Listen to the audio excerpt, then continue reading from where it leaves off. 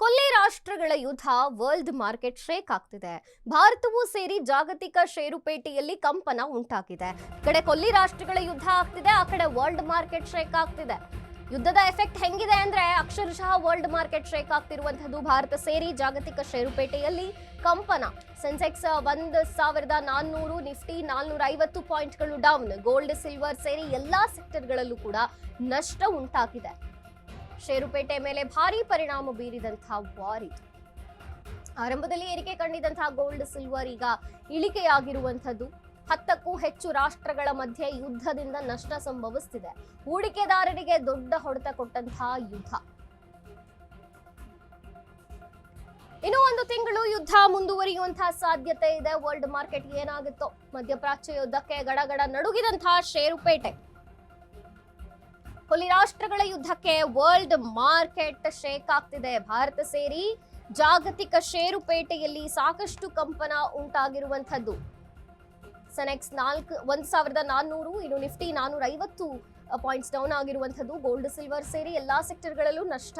ಷೇರುಪೇಟೆ ಮೇಲೆ ಭಾರಿ ಪರಿಣಾಮವನ್ನ ಬೀರಿದೆ ಈ ವಾರ್. ಇನ್ನು ಬಂಗಾರ ಅಂತೂ ಕೇಳೋ ಹಂಗೆ ಇಲ್ಲ. ಗೋಲ್ಡ್ ಸಿಲ್ವರ್ ರೇಟ್ ನಲ್ಲಿ ಭಾರಿ ಇಳಿಕೆಯನ್ನ ಕಂಡು ಬಂದಿರುವಂತದ್ದು. ಏರಿಕೆ ಕಂಡಿದ್ದಂತಹ ಗೋಲ್ಡ್ ಸಿಲ್ವರ್ ಇಳಿದಿದೆ, ಈಗ ಡೌನ್ ಫಾಲ್ ಆಗಿದೆ. ಕೊಲ್ಲಿ ರಾಷ್ಟ್ರಗಳ ಯುದ್ಧದ ಎಫೆಕ್ಟ್ 10 ರಾಷ್ಟ್ರಗಳ ಮೇಲೆ ಬಿದ್ದಿರುವಂತದ್ದು. ಷೇರು ಮಾರುಪೇಟೆ ಅಕ್ಷರಶಃ ಡೌನ್ ಫಾಲ್ ಕಾಣ್ತಿದೆ. ಮಧ್ಯಪ್ರಾಚ್ಯ ಯುದ್ಧಕ್ಕೆ ನಡುಗಿದಂತಹ ಷೇರುಪೇಟೆ. ಕೊಲ್ಲಿ ರಾಷ್ಟ್ರಗಳ ಯುದ್ಧ, ವರ್ಲ್ಡ್ ಮಾರ್ಕೆಟ್ ಶೇಕ್ ಆಗ್ತಿದೆ. ಹೇಳ್ತಿರೋ ಪ್ರಕಾರ, ಮಾಹಿತಿಯ ಪ್ರಕಾರ ಇನ್ನೂ 1 ತಿಂಗಳು ಈ ಯುದ್ಧ, ಈ ಪರಿಣಾಮಗಳು ಮುಂದುವರಿತಾನೆ ಹೋಗುತ್ತೆ ಅನ್ನುವಂಥದ್ದು.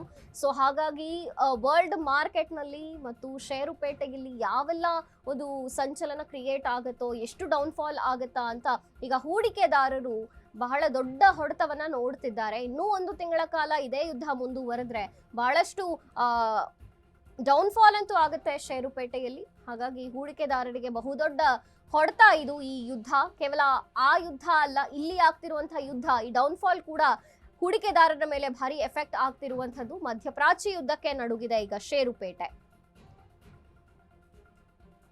ಗೋಲ್ಡ್ ಸಿಲ್ವರ್ ರೇಟ್ ಕೂಡ ಅಷ್ಟೇ ಪ್ರಮಾಣದಲ್ಲಿ ಇಳಿಕೆ ಕಂಡು ಬಂದಿರುವಂತದ್ದು. ಯುದ್ಧ ಶುರುವಾದಾಗ ಗೋಲ್ಡ್ ಮತ್ತು ಸಿಲ್ವರ್ ರೇಟ್ ನಲ್ಲಿ ಏರಿಕೆಯಾಗಿತ್ತು, ಆದ್ರೆ ಕ್ರಮೇಣವಾಗಿ ಗೋಲ್ಡ್ ಮತ್ತು ಸಿಲ್ವರ್ ರೇಟ್ ನಲ್ಲೂ ಕೂಡ ಇಳಿಕೆ ಕಾಣಿಸಿಕೊಂಡು ಬರ್ತಿದೆ. ಕೇವಲ 2 ದಿನಗಳಲ್ಲಿ ಸಿಲ್ವರ್ ರೇಟ್ ನಲ್ಲಿ 25,000 ರೂಪಾಯಿ ಇಳಿಕೆಯಾಗಿರುವಂತದ್ದು. ಅಂದ್ರೆ ಆಲ್ಮೋಸ್ಟ್ 3 ಲಕ್ಷ ತಲುಪಿದಂತಹ ಸಿಲ್ವರ್ ರೇಟ್ ಈಗ 2,75,000ಕ್ಕೆ ಬಂದು ನಿಂತಿದೆ. ಇನ್ನು ಗೋಲ್ಡ್ ರೇಟ್ ಅಲ್ಲೂ ಕೂಡ ಕ್ರಮೇಣವಾಗಿ ದರ ಇಳಿಕೆಯಾಗ್ತಿರೋದನ್ನ ನಾವು ನೋಡಬಹುದು.